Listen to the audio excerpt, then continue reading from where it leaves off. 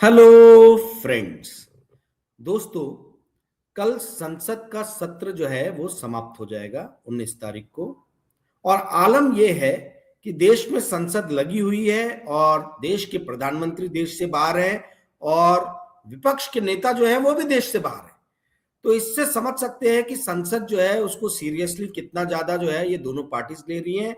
जब देश के दो वरिष्ठ नेता भारत से बाहर हैं, उस वक्त में भारत की करेंसी जो है वो ऑल टाइम लो जो है वो बनाए चली जा रही है। तो देश में जो है बहुत ही मजेदार जो है वो माहौल बना हुआ है। संसद सत्र चल रहा है। संसद सत्र के दौरान विपक्ष और सत्ता पक्ष दोनों के जो सबसे वरिष्ठ नेता है वो गायब है और देश की करेंसी गिर रही है। मैं आज संसद और हमारा गिरता हुआ रुपया, इन दोनों को लेके जो है आपके साथ में चर्चा करना चाहता हूं। दोस्तों, इस सत्र में एक जो महत्वपूर्ण बिल पारित हुआ, वो बिल बड़ा कंट्रोवर्शियल रहा क्योंकि उसका नाम जो है वो बदल दिया गया। जी हाँ, मैं बात कर रहा हूं मनरेगा की। मनरेगा स्कीम जो 100 दिन तक रोजगार की गारंटी देता था, उस स्कीम का नाम बदल दिया गया और उस 100 दिन के बदले उसको बढ़ा के 125 दिन कर दिया गया। परंतु जो सबसे बड़ा उसके अंदर में चेंज किया गया वो ये किया गया कि अब जो अनुदान है वो 40% स्टेट गवर्नमेंट को अपनी जेब से कंट्रीब्यूट करना होगा। अब आप बोलोगे कि मैं ये बात क्यों निकाल रहा हूं।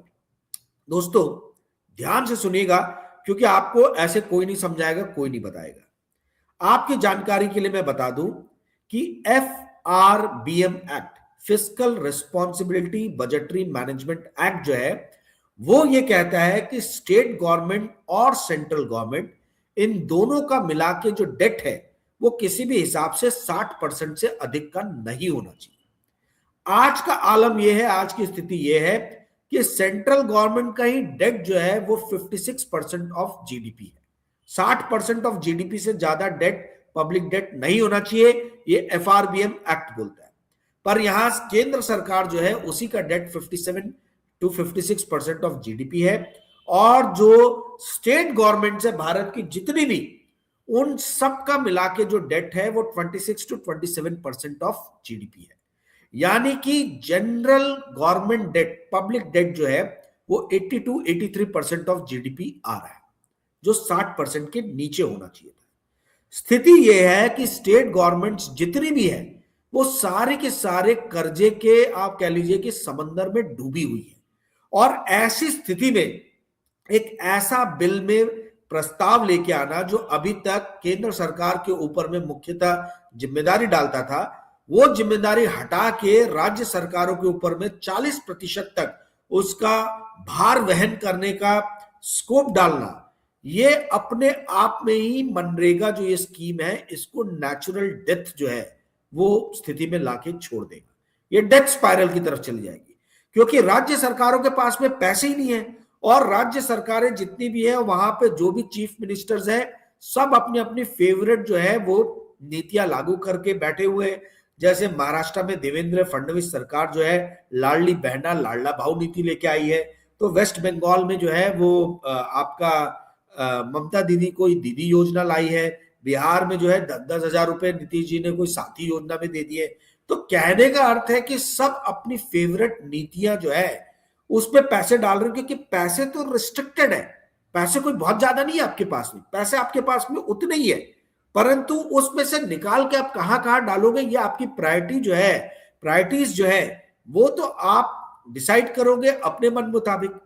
अब सवाल ये उठता है कि भाई जब राज्य सरकारों के पास में अधिक धन नहीं है तो राज्य सरकारों के जो चुने हुए, आप कह लीजिए कि नुमाइंदे राज्यसभा में है या अलग अलग स्टेट से जो मेंबर ऑफ पार्लियामेंट विपक्षी पार्टियों के चुन के आए हैं, वो क्यों नहीं इस चीज पे हल्ला बोल रहे। आप देखिए पूरा का पूरा जो भी हल्ला बोला जा रहा है वो नाम को जो चेंज किया गया उस पे लाके कंट्रोवर्सी को रिस्ट्रिक्ट कर दिया गया। स्पॉटलाइट नाम के ऊपर है कि नाम जो है वो चेंज किया गया। अरे लोगों को तो पता ही है कि ये भाजपा सरकार जो है नामांतरण वाली सरकार है, नाम चेंज करती रहती है। औरंगाबाद को शाहू जी महाराज कर देंगे, इलाहाबाद को प्रयागराज कर देंगे, तो नाम चेंज कर रहे, तो नाम चेंज करने से चीजें थोड़ा ना बदलती है। नाम चेंज कर दिया कोई बात नहीं, परंतु विपक्षी पार्टियां भी स्पॉटलाइट जो है वो नाम पे दे रही है। जबकि इनको प्रोविजन के ऊपर में झगड़ना चाहिए कि भाई राज्य सरकारें जो है वो ऑलरेडी भारत में जितनी भी बड़ी बड़ी राज्य सरकारें हैं सब डेट में, सब कर्जे के दुष्चक्र में फंसी हुई है। ऐसी स्थिति की में अगर आप जो है मनरेगा जैसी स्कीम का भी 40% दायित्व जो है वो राज्य सरकारों पे डाल दोगे तो ये तो जाहिर सी बात है कि मतलब राज्य सरकारें वो वहन नहीं कर पाएंगी और वो ऑटोमेटिकली जो है वो स्कीम अपने आप ही विलुप्त हो जाएगी। दोस्तों, आपकी जानकारी के लिए बता दूं कि आईएमएफ की एक रिपोर्ट है। आईएमएफ की रिपोर्ट के हिसाब से जो हमारा जनरल गवर्नमेंट एक्सपेंडिचर जो है, यानी जो राज्य सरकार और केंद्र सरकार इन दोनों के रेवेन्यू को या एक्सपेंडिचर को मिला के कहा जाता है जनरल गवर्नमेंट, यानी ये सेंट्रल गवर्नमेंट भी नहीं है, स्टेट भी नहीं है, दोनों मिला के जनरल गवर्नमेंट है।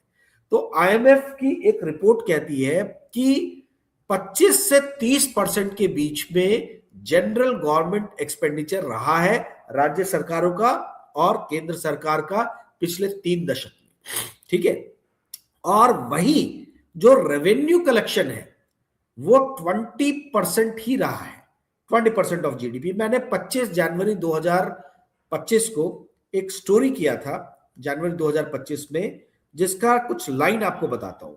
उसमें एक लाइन मैंने लिखा था, पैराग्राफ लिखा था, while general government expenditure hovered between 25% and 30% of GDP, general government revenue has stagnated at about 20% of GDP over the past 3 decades।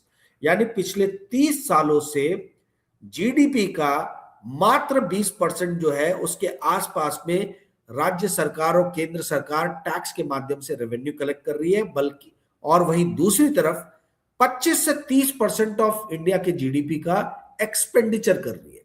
तो आपको मालूम है कि ये डेफिसिट प्रोड्यूस करता है, खर्चा 58, खर्चा 54 है, आमदनी 54, खर्चा रुपया। तो जब रुपया है तो वो रुपया जो खर्चा कर रहे हो वो कहां से कर रहे हो, वो कर्जा लेके कर रहे हो। तो ये जो है कर्जा लेके जो खर्चा किया जा रहा है, इससे फिस्कल डेफिसिट भी बढ़ रहा है और पब्लिक डेट भी राज्य सरकार और केंद्र सरकार के ऊपर में बढ़ रहा है। तो ये बहुत ज्यादा है। विश्व के यदि आप दूसरे देश देखो तो दूसरे देशों में जो जनरल गवर्नमेंट एक्सपेंडिचर है वो 20 से 25% जीडीपी का रहता है, परंतु भारत में 25 से 30% है।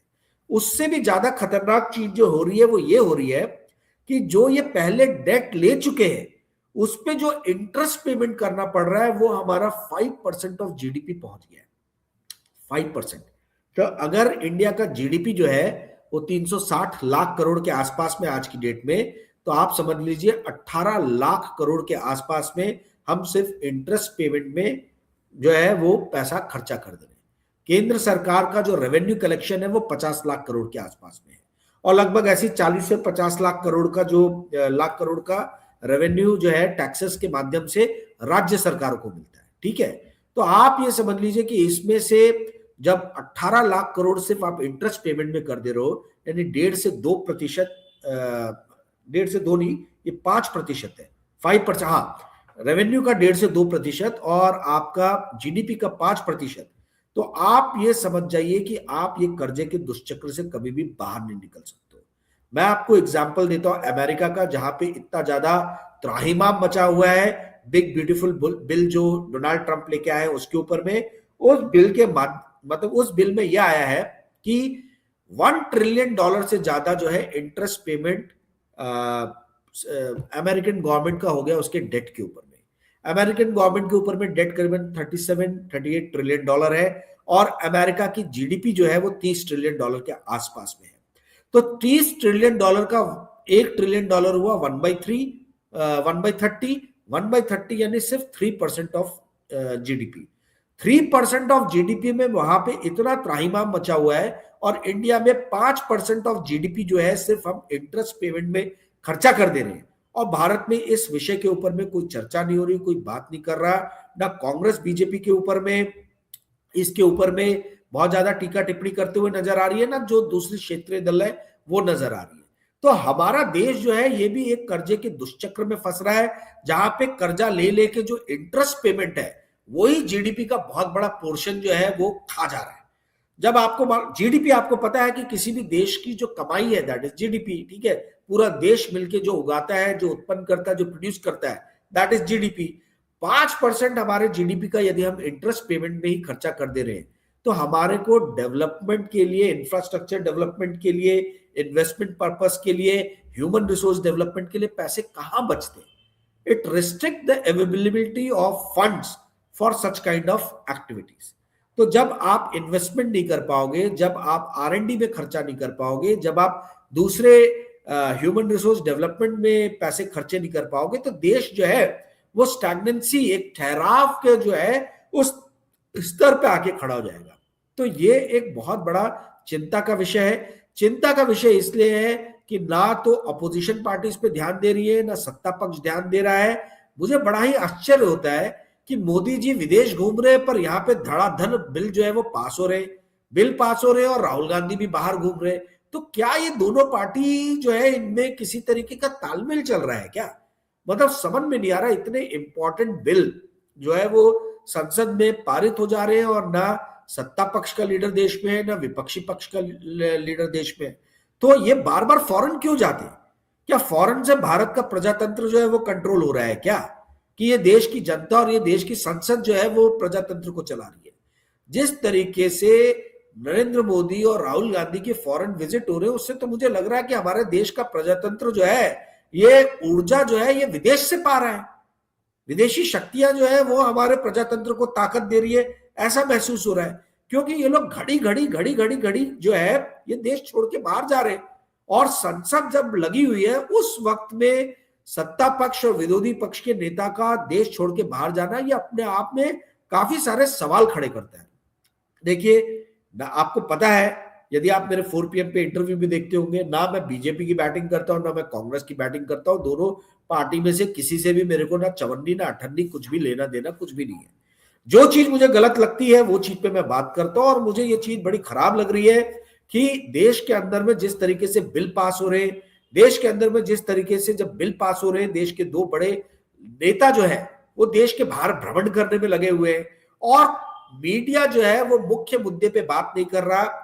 वो ये बात पे चर्चा ही नहीं कर रहा कि स्टेट गवर्नमेंट के ऊपर में यदि मनरेगा में आप भार डाल दोगे तो मनरेगा जैसी जो स्कीम है इसका अपने आप ही जो है ये विलुप्त होना तय है। दोस्तों, देश में बेरोजगारी बढ़ रही है, शहरी क्षेत्रों में तो भी थोड़े से रोजगार के साधन है। लोग कुछ रिक्शा चला के कुछ करके जो है, ओला ओयो आपका उबर ये चला वाला के है ना, जेप्टो वेप्टो का काम वाम करके कुछ कमा ले रहे हैं। परंतु ग्रामीण इलाकों में मनरेगा एक बहुत बड़ा सहारा है, और यदि ये सहारा भी छिन गया ग्रामीण लोगों से, तो देश जो है आप समझ लीजिए कि बहुत ही ज्यादा विपत्ति के काल में जो है वो आप समझ लीजिए कि एंटर करेगा। दोस्तों, मैं 28 दिसंबर को एक पेड वीडियो लेके आ रहा हूं। आप में से जो भी उस पेड वीडियो को देखने के लिए इच्छुक है, वो मुझे 9860317209 पे संपर्क कर सकता है। इस पेड वीडियो में मैं कहां 2026 में इन्वेस्ट करने वाला हूं या कर चुका हूं, जिसके बारे में मैंने पहले आपसे डिस्कस नहीं किया, वो मैं बताऊंगा। साथ ही investment outlook, global macro outlook, geopolitics के ऊपर में मैं बात करूंगा। तो यदि आप ये देखना चाहते हैं पेड वीडियो, तो कृपया करके आप मुझे व्हाट्सएप मैसेज भेज सकते हैं। दोस्तों, यदि आज का वीडियो आपको पसंद आया होगा तो कृपया करके इस वीडियो को लाइक और शेयर कीजिएगा, और अपने दोस्तों को ये चैनल सब्सक्राइब करने के लिए कहिएगा। Thank you friends, good night, bye.